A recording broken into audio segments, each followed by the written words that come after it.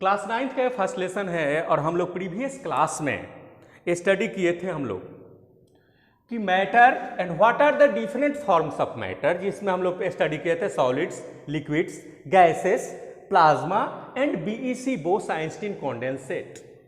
आज हम लोग डिस्कशन करेंगे कि what are the effects of the forms of matter by temperature and pressure. Temperature और प्रेशर के द्वारा जो फॉर्म्स ऑफ मैटर हैं, जैसे जो जनरली जो फॉर्म्स ऑफ मैटर हैं जैसे सॉलिड्स हैं, सिंपल जो फॉर्म्स ऑफ मैटर हैं जैसे लिक्विड्स हैं, उसके बाद हम लोग देखते हैं थर्ड जैसे गैसेस हैं। तो इनमें effect of temperature and pressure क्या होता है। सबसे पहले हम लोग बात करेंगे इसमें टेम्परेचर की। Temperature, how can we define the term temperature? The degree of hotness and coldness of a substance is considered to be temperature. The degree of hotness and coldness of a substance is considered to be temperature. अब यहाँ पे जो है जो इसका SI unit होता है temperature का, SI यूनिट जो होता है वो होता है आपको केल्विन।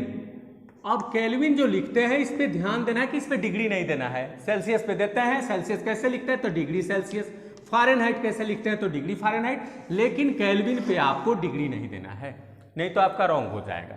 तो टेम्परेचर का क्या इफेक्ट पड़ता है, उसके बाद हम लोगों को पढ़ना है इसमें कि प्रेशर पे क्या इफेक्ट पड़ता है, प्रेशर के द्वारा इस पे क्या इफेक्ट पड़ता है। तो सबसे फर्स्ट अभी डिस्कशन करें हम लोग टेम्परेचर कि what is the effect of temperature on the different forms of matter like as solids, liquids and gases. Temperature में होता क्या है कि जैसे आपसे कोई कहे कि आप केल्विन है, K इक्वल टू फॉर्मूला होता है C + 273 डिग्री। अब आपको कोई कहता है कि कन्वर्ट करने के लिए 9th क्लास में आपको दिया हुआ है कि convert 100 degree Celsius into kelvin में अगर आपको बदलना है तो कैसे बदलेंगे। हमारे पास सेल्सियस का वैल्यू कि C का वैल्यू कितना है तो 100 डिग्री है। हमारे पास फॉर्मूला क्या है तो K इक्वल C + 273 डिग्री। अब यहाँ पे बैठा देंगे C का वैल्यू, यहाँ पे कितना हो जाएगा तो 100 + 273, कुल मिलाकर आपका हो जाएगा 373 केल्विन। अब आपके एक्सरसाइज में ऐसे क्वेश्चंस दिए हुए हैं, वो चाहे एनसीईआरटी हो या अदर पब्लिकेशंस हो, उसमें ऐसे क्वेश्चंस दिए हुए हैं और उसको आपको सॉर्ट आउट करना है, उसको सॉल्व करना है कि how can we convert degree Celsius into Kelvin. तो भी फर्स्ट ऑफ ऑल हम लोगों को क्या करना पड़ेगा कि फर्स्ट ऑफ ऑल हमें ये हम लोगों को जो है फर्स्ट ऑफ ऑल हम लोगों को जो है क्या करना होगा कि हम लोगों को ये ध्यान देना होगा कि हम लोग सेल्सियस के वैल्यू को उसमें डालें और सेल्सियस के वैल्यू को डालकर केल्विन में कन्वर्ट कर दें। इस फार्मूला को आपको जो है बिल्कुल याद रखना होगा। जब हमको केल्विन में बदलना हो सेल्सियस को तो ऐसे बदलेंगे। तो आप अपने से भी बहुत सारे डिग्री वैल्यूज को लिख करके और आप उसको कन्वर्ट कर सकते हो। बात करते हैं इसमें। उसके बाद K इक्वल टू यहां फॉर्मूला हुआ कि C + 273 डिग्री। अब हमें C निकालना हो तो C इक्वल K - 273 डिग्री। अगर मान लो कि हम यहां क्वेश्चन करता है कि कन्वर्ट 273 डिग्री इंटू सेल्सियस, ये केल्विन है, 273 केल्विन इंटू सेल्सियस। सेल्सियस में कैसे बदलेंगे तो K का वैल्यू हमारे पास है 273। अब यहाँ C इक्वल है K - 273। अब यहाँ पुट करते हैं 273 - 273 which is equal to 0 degree Celsius. काफ़ी इजी है, काफ़ी आसान है, कहीं से कोई प्रॉब्लम नहीं होनी चाहिए। बखूबी आप इसमें आप अपने से केल्विन वैल्यूज लिख करके उसमें डाल करके आप उसको सेल्सियस में कन्वर्ट कर सकते हैं और सेल्सियस वैल्यूज को वहाँ पुट करके आप केल्विन में कन्वर्ट कर सकते हैं। It is very easy work. हमें जहाँ तक उम्मीद है कि इसमें कोई प्रॉब्लम नहीं होनी चाहिए हम लोगों के क्लास के स्टैंडर्ड के हिसाब से। चलिए आगे बढ़ते हैं, बात करते हैं effect of temperature on the different forms of matter.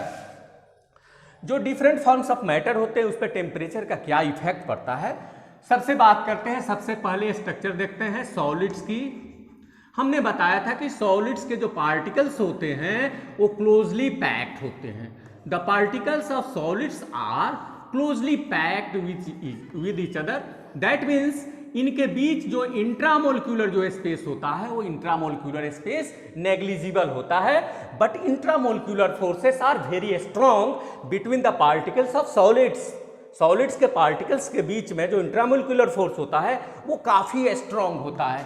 Liquids की बात करते हैं, तो लिक्विड्स के क्या होते हैं कि इसके जो पार्टिकल्स होते हैं टच में तो रहते हैं, लेकिन इनके बीच में इंट्रामोलिक्यूलर स्पेसेस होता है। जैसे देखो यहाँ स्पेस बन गया, ये इंट्रामोलिक्यूलर स्पेस हम आइए में शॉर्ट में हमने लिख दिया। यहाँ पे फिर हम अगर डालते हैं कोई पार्टिकल्स तो यहाँ देखो यहाँ स्पेस बना, तो इनके बीच सम इंट्रामोलिक्यूलर स्पेसेस होता है। अब बात करते हैं लास्ट की गैसेस की क्या सिचुएशन होती है। तो the particles of gases are independent to each other, there is no connection between the particles of gases. इनके बीच कोई कनेक्शन नहीं होता है। हायर क्लास में जाओगे तो पढ़ोगे कैनेटिक थ्योरीज ऑफ गैसेस, तो उसमें इसको आपको पढ़ने को मिलेगा। तो लार्ज इंट्रामोलिक्यूलर स्पेस पाया जाता है गैस के पार्टिकल्स के बीच में। अब बात करते हैं कि इसमें अगर हम 100 डिग्री सेल्सियस टेम्परेचर देते हैं, यहाँ पे भी 100 डिग्री सेल्सियस टेम्परेचर देते हैं, यहाँ पे भी 100 डिग्री सेल्सियस टेम्परेचर देते हैं।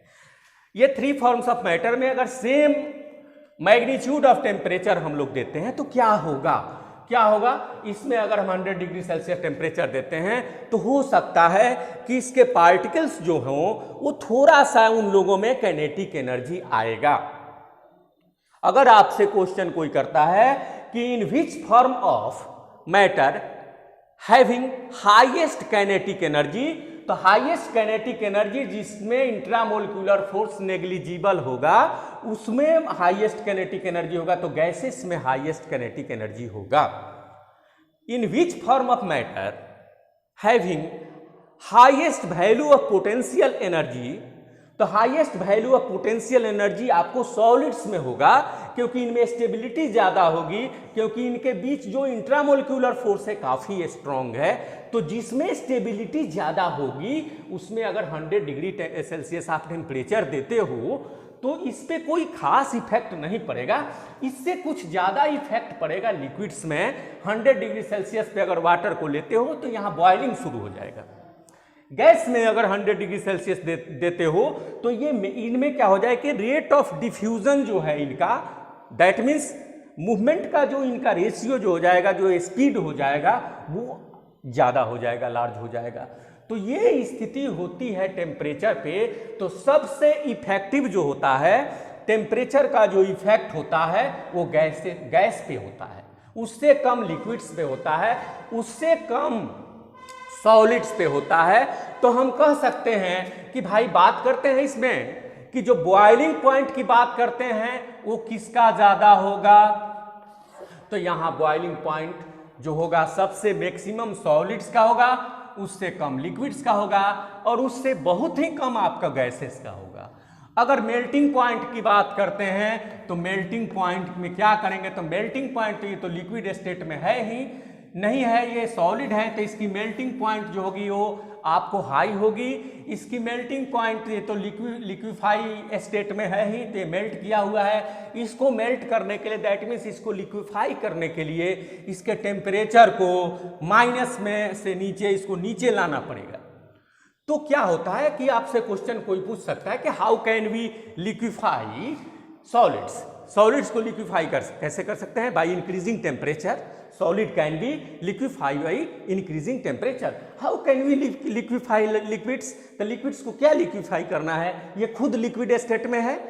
How can we liquefy gases? तो gases can be liquefied by decreasing temperature and increasing pressure, by lowering of temperature and increasing pressure।